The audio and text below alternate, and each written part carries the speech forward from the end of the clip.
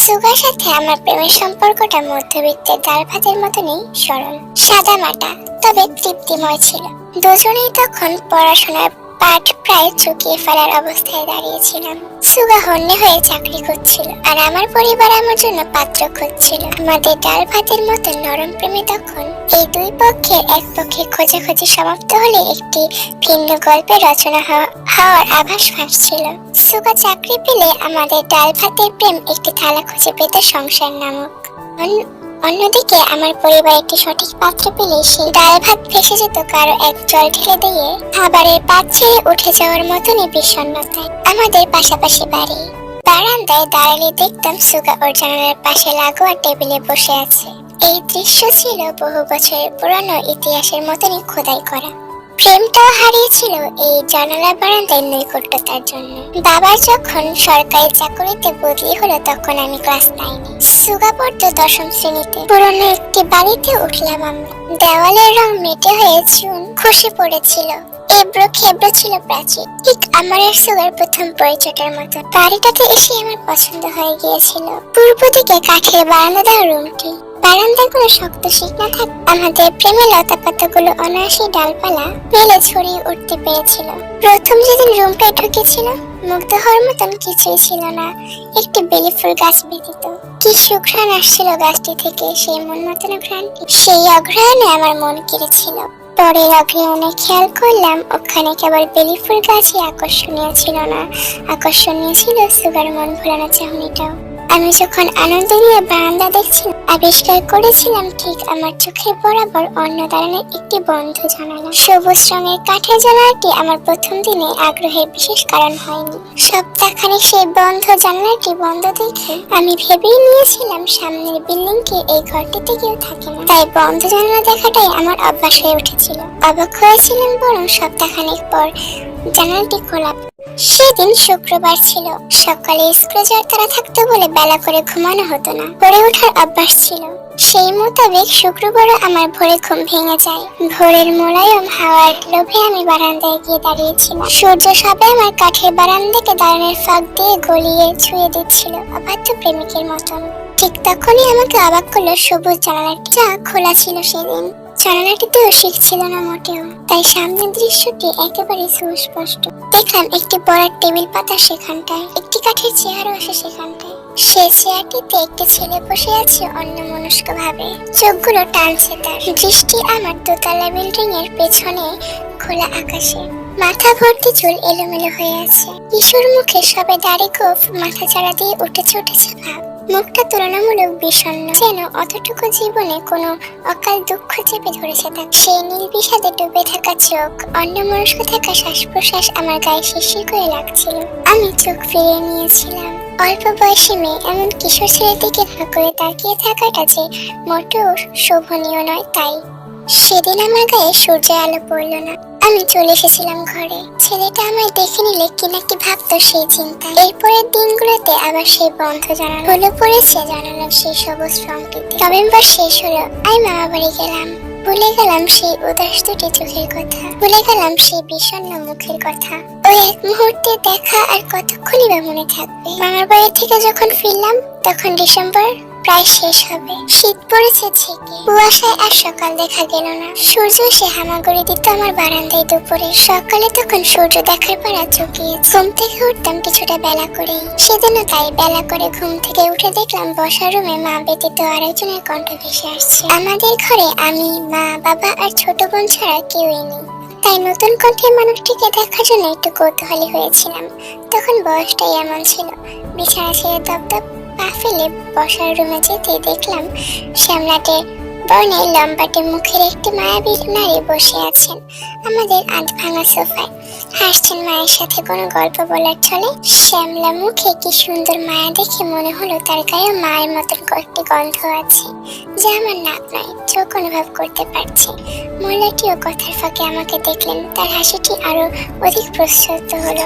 আমার দিকে তাকিয়ে জিজ্ঞেস করলেন, তুমি কি তবে জিমিন? বড্ড মিষ্টি দেখতে তো, এখানটায় আসো। মহিলাটাকে আমি তখন অব্দি চিনতাম না, তাও এগিয়ে গিয়েছিলাম। গুটিসুটি হয়ে বসেছিলাম তার গা ঘেঁষে।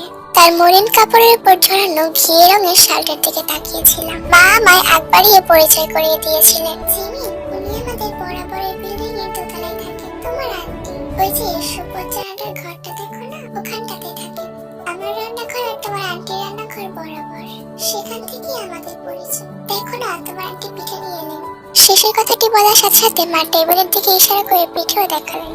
আমি যদিও খেজুরের গুড়ে ডুবে থাকা পিঠেগুলির দিকে তাকিয়েছিলাম, কিন্তু আমার মন ছিল সবুজ জানালাটির দিকে, যেটি বন্ধ থাকে সবসময়। এতদিনে একটিবার কেবল খোলা দেখেছিলাম। আমার মুখ ফসকে তখনই বেরিয়ে গেল সেটি। সবুজ রঙের জানালার ঘরটি আপনাদের আন্টি, তাহলে কেন সেটি সবসময় বন্ধ রাখে? পট করে আমার মুখ থেকে হড়বড়িয়ে এমন প্রশ্ন বের হয়ে যাবে আমিও ভাবতে পারিনি। প্রশ্নটি করে আমি নিজেই লজ্জা পেয়েছিলাম। মা চোখরা নিয়ে তাকিয়েছিলেন সেজন্য, কিন্তু আন্টি মোটেও রাগ করেন, বরং বেশ হাসি খুশি মেজাজে উত্তর দিয়েছিলেন, ওটা আমার ছেলে সুগার রুম।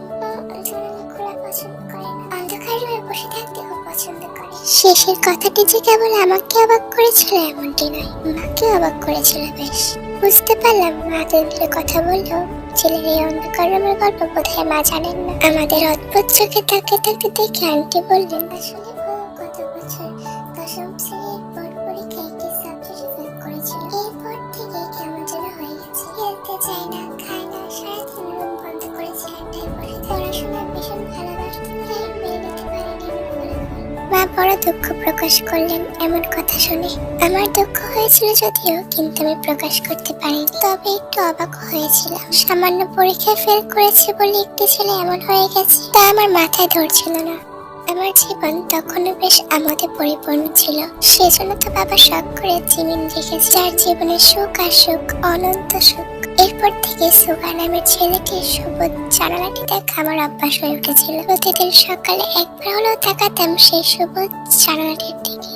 মনে মনে ভাবতাম, ওপাশে বন্ধ জানালার পেছনে একটি ছেলে কি এখনো বসে আছে। রুম কি তার আজও অন্ধকার? কি ভাবছে সে? তার কি ভীষণ দুঃখ। জানুয়ারির এক বিকালে কোচিং থেকে ফিরে বসেছিলাম বিছানায়। যেহেতু দশম শ্রেণীতে, তাই পড়ালেখার চাপও বেশি। তাই জানুয়ারি থেকে সেই খাটুনি শুরু হয়ে গিয়েছিল। বিছানায় বসে শুনতে পেলাম কারো কথাবার্তার আওয়াজ শোনা যাচ্ছে। একটু উচ্চস্বরে কথা বলছে কেউ। শীত তখনও কাটেনি বিধায় ফ্যান বন্ধ ছিল। সেই সুবাদী কথাগুলো বেশ কানে লাগছিল। আমি আগ্রহী হয়ে বারান্দার দরজা গিয়ে দাঁড়া দিয়ে দেখলাম সুগার জানালাটা খোলা। বিকেলে স্নান আলে ঘরের ভেতরটা স্পষ্ট না দেখা গেলেও কিছুটা দেখা যাচ্ছে। তবে জানালার পাশে বসা সুগাকে দেখা যাচ্ছে স্পষ্ট ভাবে, পাথরের মতন বসা, চোখগুলো বহু দূরে হারানো। ওর ঘর থেকে পুরুষ কণ্ঠ ভেসে আসে। সে বলছিল, এমন যে মানুষ কি ফেল করে না? তোর মতো এমন ঘরে বসে থাকে, বাহিরে বের হবি না, খাবি না, ঘুমাবি না, তো করবি কি তুই? এখন বলছিস পরীক্ষাটাও দিবি না, আর আছে 6টা দিন। পরীক্ষা না বসলে করবি কি?